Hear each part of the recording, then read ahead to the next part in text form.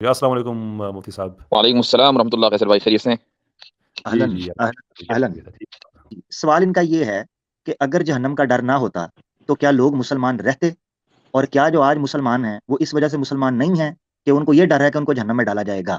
ये सवाल है नहीं जी। नहीं नहीं, ये सवाल नहीं था मेरा। आधा सवाल ठीक बताया आपने। अब्दुल्ला भाई, आपसे इस सवाल से पहले जो आप बात कर रहे थे ना, मैं असल में उस ताल्लुक से आपसे पूछना चाह रहा था।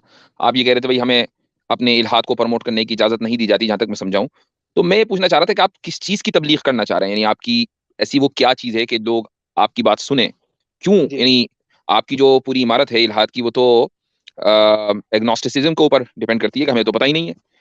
तो जब आपको पता जी, नहीं है तो किस चीज की तबलीग करेंगे आप? मैं इस चीज़ की तबलीग करूंगा कि ज़िंदगी मिली है एक दफ़ा, ठीक है। इसके हम्म, अंदर आपने जो लाइफ में एक्सपीरियंसेस किए जा सकते हैं उन पे फोकस करना है, क्योंकि अगर आप इस्लाम को फॉलो करेंगे बेसिकली तो आप जी। बहुत सारी चीज़ों से रोक दिए जाएंगे। मसलन? अ, मसलन देखें, आप अगर प्रॉपरली तौर पे इस्लाम को फॉलो करते हैं तो आप मतलब बेसिकली तो वैसे मैं शराब वगैरह के तो मैं भी अगेंस्ट हूँ, बहुत ज़्यादा अगेंस्ट हूँ, नहीं, ठीक आप है। मुझे लेकिन वो आप चीज़ बताइए कि जो इस्लाम को फ़ॉलो करने की वज़ह से हम नहीं कर पा रहे हैं और आप कर पा रहे हैं, और है बड़ी ज़बरदस्त चीज़ वो। हाँ, अब तो देखें जिस चीज़ से हम लोग, महरूम हैं वो बता दें, फिर हम भी ये सोचें। महरूम है कि आप अपनी मतलब घर में देखें, आप जो लोग कहेंगे कि लोग बगैरती समझते हैं इसे कि आप अपनी बहनों को पर्दे के ऊपर सख्ती करते हैं, ठीक है। नहीं, नहीं, जबकि ये कोई मज़े की औरत के बात अंदर नहीं एक, ना। आप ये कह रहे हैं कि हम कुछ चीज़ों से महरूम हैं। ये तकलीफ़ें ना गिनाएँ, हाँ महरूमियत तो गिनाएँ हमारी। ये आज़ादी से महरूम है ना आप। हम ये आज़ादी से चीज़, महरूम हैं। अच्छा, हाँ, आप औरत को बहुत आज़ाद हैं? सख्ती की जाती है पर्दा करने से। आप हाँ आज़ाद जी, हैं? बहुत बहुत ज़्यादा अल्हम्दुलिल्लाह। अच्छा, ठीक है। तो अल्हम्दुलिल्लाह, आगे से कह रहे हैं अल्हम्दुलिल्लाह, ठीक है जी। अच्छा, अच्छा, ये भी कह रहे हाँ, हैं। अल्हम्दुलिल्लाह भी कहा आगे से। वाह अब्दुल्ला तेरे सदके। जी मुफ्ती यानी साहब। आदत यानी आदत बनी फ़ितरत हुई है थोड़ी ना। बहुत बाकी है अभी। हाँ, नहीं, बाकी रहेगी इंशाल्लाह, हमेशा के लिए रहेगी। ये चीज़ें अच्छा। मेरे साथ आई हैं, मुझे बचपन से सिखाई गई, मैं इनको साथ रखूंगा। अच्छा, अगर मैं ये कहूँ कि आप भी आज़ाद नहीं हैं, मैं भी आज़ाद नहीं हूँ, तो क्या ये आप इससे एग्री करेंगे? मुकम्मल हाँ, आज़ादी की बात हो रही है। जुल्म करने से आज़ाद नहीं है, बिल्कुल ऐसे आप जुल्म जुल्म करने करने से से आज़ाद नहीं हैं, यानी आप अगर दूसरे को नुकसान पहुँचाएँगे तो आप उससे आज़ाद नहीं हैं, आपकी आज़ादी को कानूनी लिमिट तौर कर पे, दिया जाएगा, राइट? कानूनी तौर पे आज़ाद नहीं, बिल्कुल। है ना? हाँ जी। ठीक है। आप सीट बेल्ट पहनने पर क्यों मजबूर हैं गाड़ी में? जान बचाने के लिए एक्सीडेंट ना हो आप जाते किसी इतने। दूसरे को तो नुकसान नहीं पहुँचा रहे, जान जाएगी, आपकी जाएगी, आपको आज़ादी होनी चाहिए। नहीं, मुझे अपनी जान प्यारी है, मैं इस चीज़ में आज़ादी क्यों करूँगा, आपने कहा आप जुल्म, आप बताइए। किस पर जुल्म कर रहे हैं? किसी पर जुल्म नहीं कर रहे हैं ना? हाँ, हाँ, उस बात से आपने ठीक पकड़ा मुझे, बिल्कुल डेफ़िनिटली। आपको खुदकुशी लेकिन करने की आज़ादी होनी चाहिए। हाँ, बिल्कुल होनी चाहिए, तो करना तो चाहता फिर है सीट बेल्ट मेरे न आज पहनने की तक। भी आज़ादी होनी चाहिए, लेकिन कानून सारी दुनिया का मजबूर करता है कि आप सीट बेल्ट पहनें, आप कानून के हेलमेट हवाले पहनें। से, जी, कानून के हवाले से वो तो हमारे पे मुहसिन हुए ना, जो हमें तो कहते हैं फिर ये करते हैं। जो लिबरलिज़्म है, जिस कानून के ऊपर आप इतना ज़्यादा फ़ख्र करते हैं, उसमें तो आपकी आज़ादी एब्सोल्यूट नहीं है, आप मजबूर हैं, जबकि आप दूसरे को नुकसान नहीं पहुँचा रहे हैं। हाँ, डेफ़िनिटली ये बात मैटर नहीं करता है वैसे तो। एक और मिसाल ये देता हूँ, चीज़, थोड़ी ग्रॉस है। अभी अभी थोड़ी देर पहले पढ़ाई भी है। मान लीजिए आप एक चिकन खरीद के लाएँ, ज़िबा जी, किया हुआ चिकन, और जी, पकाने से पहले उसके साथ आप जो है इंटरकोर्स कर लें, तो क्या ये जी। अख़लाक़ी तौर से दुरुस्त है या गलत है? ये मेरे ख़्याल से तो बहुत घटिया काम है ये। घटिया काम है, लेकिन आपने किसी को नुकसान नहीं पहुँचाया, ना तो चिकन को आपने खुद मारा, और ना ही चिकन अभी ज़िंदा है कि उसको तकलीफ़ हो। जी, जी। बल्कि तो मज़ा इसमें लिया, सीधे तो लफ्ज़ों में। अब जी। मुझे बताइए कि जब आप ज़ुल्म नहीं कर रहे हैं, नुकसान नहीं पहुँचा रहे हैं, जी, जी। तो फिर इसके बावजूद भी आप इस अमल को इमोरल समझते हैं और आप सीट बेल्ट लगाने की आज़ादी से महरूम हैं, तो फिर आप आज़ाद कहाँ हैं? हाँ, टेक्निकली वैसे देखा जाए तो सर वो बात भी इमोरल नहीं है, अगर लॉजिकली तौर पे देखा जाए कि वैसे चिकन मर गया यार, वो तो ज़्यादती वाली बात है कि वो इतना, उसकी जान थी उसके अंदर, उसको पेन हुई है, वो इतनी पेन से गुज़रने के बाद अब्दुल्ला भाई इसलिए मुझे मरा आप कि हमारे पेट अब्दुल्ला में जी जा मुझे सके। आप अब्दुल्ला भाई मुझे आप थोड़ा फँसते हुए मालूम हो रहे हैं। क्या वजह है? मुझे लग नहीं, रहा है जैसे नहीं, फ़ील मैंने कर मैं आपसे बता ये रहा हूँ। पूछा था, बात सही है, मैंने अब्दुल्ला भाई से ये पूछा था कि अगर मैं ये कहूँ कि ना आप मुकम्मल आज़ाद हैं, ना मैं मुकम्मल आज़ाद हूँ, तो इन्होंने कहा कि नहीं मैं डिसएग्री करता हूँ, हम तो मुकम्मल आज़ाद हैं। अब जब मैंने 2-3 मिसालें दे दी, तो साबित हो गया कि मुकम्मल आज़ाद हाँ, नहीं है, वो मैं बिल्कुल गलत था वहाँ पे, इसलिए। इसलिए कि मुकम्मल आज़ादी पॉसिबल नहीं है। हाँ, सर्वाइवल के लिए मुकम्मल आज़ादी पॉसिबल नहीं है, बिल्कुल ऐसे है। तो फिर मेरे और आप में फ़र्क क्या रहा? फ़र्क हुँ। ये रहा, आप उन लोग जगहों पे भी कह रहे हैं जिनकी ज़रूरत नहीं है। ये तो आप कह रहे हैं ना, वो आपका वर्ल्ड व्यू है, मैं अपने वर्ल्ड व्यू के एतबार से कह रहा हूँ कि ज़रूरत है। आप भी आपके हिसाब से भी, हाँ, वैसे आप लोग तो इस बात पे पक्के हो चुके हैं कि हमें ज़रूरत है, तो इस्लाम में हुक्म है। तो फिर अगर लेकिन अगर अगर आप अगर आज़ादी को थोड़ा-सा गौर महदूद करें, करने की अगर आज़ादी को महदूद करने की बुनियाद ज़रूरत है, तो ज़रूरत हमारे नज़दीक भी है, आपके नज़दीक भी है, तो इख्तिलाफ़ कहाँ रहा? फिर आप अपने आप को सुपीरियर कैसे कह सकते हैं? नहीं, ज़रूरत सर आपको है, लेकिन आप वो बात एक्सेप्ट नहीं कर रहे हैं। आप, आप भी तो ज़रूरत की वजह से आज़ादी को रिस्ट्रिक्ट कर रहे हैं ना? ये थोड़ा कॉम्प्लेक्स हो गया। आप भी ज़रूरत की वजह से आज़ादी को महदूद कर रहे हैं, राइट? कॉम्प्लेक्स हो गया इतना थोड़ा कॉम्प्लेक्स नहीं सिंपल। सवाल किया मैंने, बहुत आसान किया। आप भी ज़रूरत की वजह से आज़ादी को महदूद कर रहे हैं, हम भी ज़रूरत की वजह से आज़ादी को महदूद कर रहे हैं। तो आप ज़्यादा थोड़ा-सा आज़ाद और हम गुलाम, ये क्या बात हुई भाई? ये डबल स्टैंडर्ड है? थोड़ा-सा नहीं, पानी मिक्स कर लें मुफ्ती साहब, ये ज़्यादा गाढ़ा हो गया। मिसाल ले लेना सर आप, आपने, आप देखें, मैं अपनी बहन के नहीं, साथ बचपन में आपके बहुत सख्ती आपके करता इस था। सवाल का जवाब हाँ, देना ज़रूरी था कि आपको तबलीग का हक क्यों नहीं है? चूँकि हम आपसे ये पूछ रहे हैं कि तबलीग किस चीज़ की करनी है, जिस चीज़ की तबलीग आप करना चाह रहे हैं, यानी महदूद आज़ादी की, اس کی تو ہم جی تبلیغ آلریڈی کر رہے ہیں، پھر آپ کو کیوں کرنے دیں الگ سے؟ جی جی نہیں تو تبلیغ آپ سر وہ کر کون سی ضرورت ہے یا وہ کون سی، میں ابھی تک آپ مجھے یہ نہیں بتا پائے کہ میں کس چیز سے محروم ہوں. آزادی کی آپ نے بات کی، وہ بات ثابت ہو گئی. اب اور اس کے علاوہ بتائیے وہ کیا چیز ہے جس سے میں محروم ہوں اور آپ انجوائے کر رہے ہیں. میں وہ سننا چاہتا ہوں ملحدوں کے منہ سے، میں تاکہ مجھے پتا تو ڈر چلے کہ ان کو اخلاقی جواز اس چیز کا حاصل ہے کہ وہ تبلیغ کر سکیں اپنے نظریے کی. اب بتائیے ہماری سر محرومیوں کے اوپر ذرا روشنی ڈالیں. سر اگر میں سمجھتا ہوں کہ اگر آپ لائف میں کچھ کرنا چاہتے ہیں نا تو آپ کے دل میں ڈر نہیں ہونا چاہیے کسی چیز کا. اور مسلمان کی سب سے بڑی کمزوری یہ ہے کہ اس کے دل میں ڈر ہوتا ہے. وہ اپنے اندر ایک گلٹ پیدا کرتا رہتا ہے. نماز نہیں پڑھ رہا، ایک گلٹ پیدا کر رہا ہے اپنے اندر. ٹھیک ہے، کیونکہ ہر بندہ نماز نہیں پڑھتا. مسجد چلے جائیں مشکل سے 2% لوگ آتے ہیں. اس کے علاوہ ٹھیک ہے. چھوٹے موٹے جھوٹ بول دیے، چھوٹے موٹے گناہ ہوتے ہیں. اس سے انسان اپنے گلٹ پیدا کرتا ہے جو آپ کے، میں سمجھتا ہوں کہ فطرت یعنی میں آپ نہیں یہ آ کہہ رہے سکتا ہیں کہ جو اسلام جو ہے اس بندے کو ڈسپلنڈ اور آنےسٹ بنا دیتا ہے، یہ بہت خراب چیز ہے.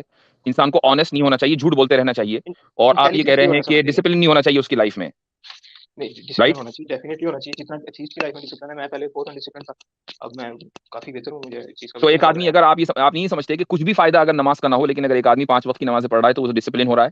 کچھ بھی اگر فائدہ نہ ہو روحانی، یہ فائدہ تو اپنی جگہ ہے، یہ تو کہیں نہیں جائے گا. تو وہ جو 5 دن کے اتنے گھنٹے تم نے ضائع کر کے نماز پڑھنی، چلیں 1 گھنٹہ ہی کر لیں. جیسے زیادہ لوگ کہتے ہیں 1 گھنٹے سے آنے لگتا. 1 گھنٹہ جو آپ نے ادھر ضائع کرنا ہے، مینٹل انرجی تو لگانی ہے، اپنے کام پہ لگائیں. تو پھر آپ ڈسپلن کہاں ہوا؟ کام میں ڈسپلن ہوگا پھر آپ کے. آپ ڈسپلن کو آپ آپ کو اسلام بیسک تھوڑی سکھائے گا. آرگیومنٹ ہی آپ کو بیسک آرگیومنٹ ہی نہیں پتا. آپ کو پتا ہے، دیکھیں سنیے، ملحد کا مسئلہ نہ ڈسپلن ہے، نہ آنےسٹی ہے، نہ جھوٹ بولنا ہے. ملحد کا مسئلہ کیا ہے؟ ملحد کا مسئلہ یہ ہے کہ سیکس کرنے کو لڑکیاں چاہیے بغیر شادی کے، اور میں ٹون ہونے ورجن کو ہوں شراب سر، چاہیے، اور ٹون ہونے میں کو ورجن شراب ہوں چاہیے. اور میں شراب بھی نہیں یہ پیتا، مسئلہ صدقہ ہے، دیتا یہ مسئلہ ہوں. ملحد کا ہے، اور اس کی وہ اوپنلی دعوت نہیں دے سکتا.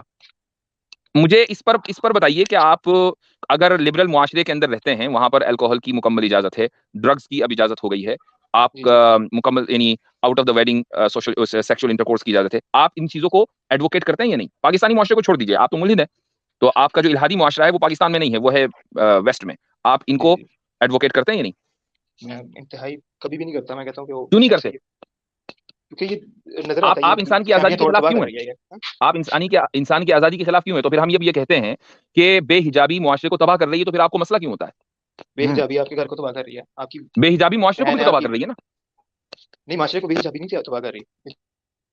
یہ آپ نے کہا کہ مغرب میں اگر بے حجابی معاشرے کو تباہ نہیں کر رہی ہے، تو پھر بے راہ روی جو مغرب میں ہے اور آؤٹ آف دا میرج جو انٹرکورس ہو رہا ہے وہ بھی معاشرے کو تباہ نہیں کر رہا ہے. لیکن آپ اس کو کہہ رہے ہیں کہ تباہ کر رہا ہے اور اس کو کہہ رہے ہیں نہیں کر رہا ہے. ڈبل اسٹینڈرڈ کیوں؟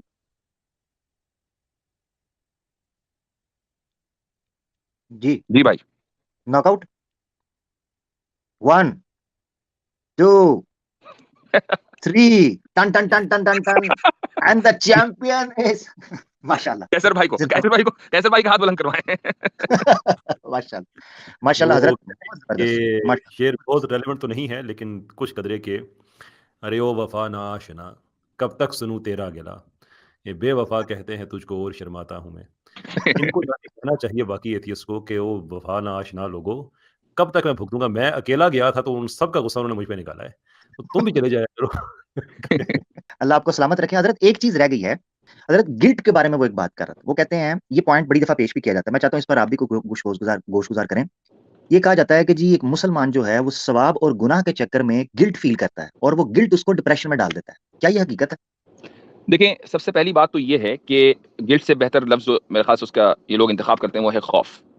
اور خوف جو ہے وہ یعنی ضمنی طور پر آتا ہے سبجوگیشن کے تحت. یعنی اگر آپ کسی اتھارٹی کے سامنے سبجوگیٹڈ ہیں تو لا محالہ آپ کے اندر خوف آئے گا.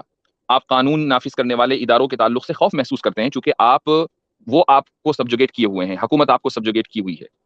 اور یہ جو سبجوگیشن ہے یہ انسان کی فطرت میں شامل ہے. یعنی کوئی بھی آدمی ایسا نہیں ہے جو بغیر کسی اتھارٹی کے تسلیم کیے ہوئے بغیر کسی پوری زندگی اپنی گزار دے. کسی نہ کسی مرحلے میں وہ کسی نہ کسی اتھارٹی کے تحت رہتا ہے. تو سبجوگیشن انسان کی فطرت میں ہے اور اس کا ریزلٹ خوف ہے. اور خوف کی وجہ سے ہی انسان عدل اور انصاف قائم کر پاتا ہے. اگر عدل اور انصاف قائم نہ ہو، خوف نہ ہو، تو عدل اور انصاف قائم نہ ہو. اس لیے یہ ضروری ہے. لہٰذا یا تو آپ یہ کہیں کہ نہیں، خوف جو ہے وہ ہر اعتبار سے برا ہے. نہ آپ کو کسی حکومت کا خوف ہونا چاہیے، نہ کسی قانون کا خوف ہونا چاہیے. آپ بلا خوف و خطر کسی بھی چیز کو توڑ دیں، یہ تو آپ یہ کہیں، لیکن آپ اس کو ایڈوکیٹ نہیں کریں گے.